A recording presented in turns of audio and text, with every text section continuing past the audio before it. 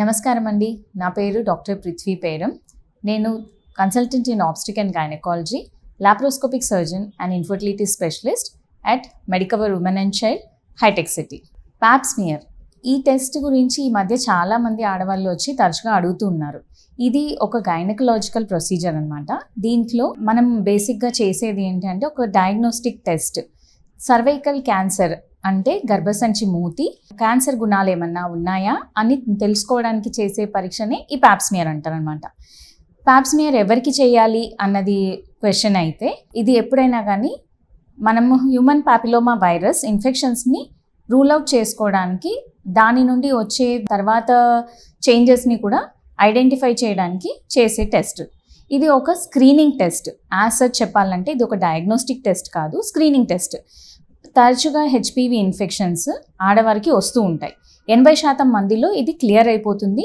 కాకపోతే 20% of the విమెన్లో ఇది అలా పర్సిస్టెంట్ ఉండి వాళ్ళ ఇమ్యూనిటీ ఎప్పుడైతే తక్కువ అవుతుందో, రిపీటెడ్ హై రిస్క్ ఇన్ఫెక్షన్ ఎప్పుడైతే అవుతుందో అది స్లోగా క్యాన్సర్గా మారుతూ ఉంటుందన్నమాట.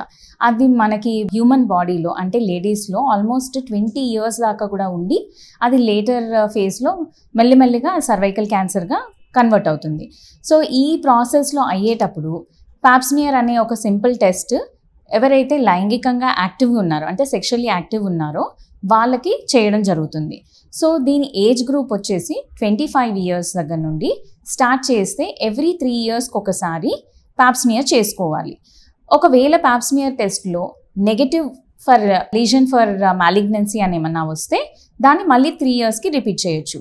అయితే రీసెంట్గా ఏమవుతుందనంటే హై రిస్క్ హెచ్పివి డిఎన్ఏ అనే టెస్ట్ కూడా దీంతో పాటు యాడ్ చేస్తున్నాం అనమాట. ఇది జనరల్గా 30 years బిలో వాళ్ళకి చెయ్యము.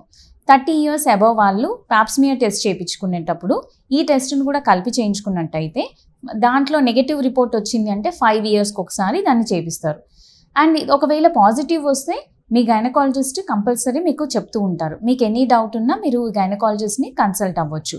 పాజిటివ్ వస్తే దాని ట్రీట్మెంట్ మొడాలిటీ డిఫరెంట్గా ఉంటుంది. అది పాజిటివ్ ఉన్నప్పుడు దాని కన్ఫర్మేషన్కి చేయాల్సిన ఫర్దర్ టెస్ట్లు ఉంటాయి అన్నమాట. అవి చేస్తూ దాన్ని బట్టి దేంటి ట్రీట్మెంట్కి వెళ్ళొచ్చు. ఒకవేళ ఇఫ్ ఎట్ ఆల్ మనం స్టాండర్డ్ ప్రోటోకాల్ బట్టి చూసినట్టయితే 25 ఏళ్ళ నుండి మనం స్టార్ట్ చేస్తే ఎవ్రీ 3 yearsకి ప్యాప్ స్మియర్ చేస్తూ ఉంటారు. ఇది చేస్తూ ఒక 5 times అంటే 3 years 5 times 15 years అయిపోతుంది. ఈ 15 years కూడా నెగిటివ్ అని వస్తే వీళ్ళని నెక్స్ట్ స్టెప్ అంటే 5 ఏళ్ళకు ఒకసారికి చేయించుకోవడానికి వాళ్ళు అర్హులు అవుతారు, ఎప్పుడు నెగిటివ్ ఉన్నట్టయితే.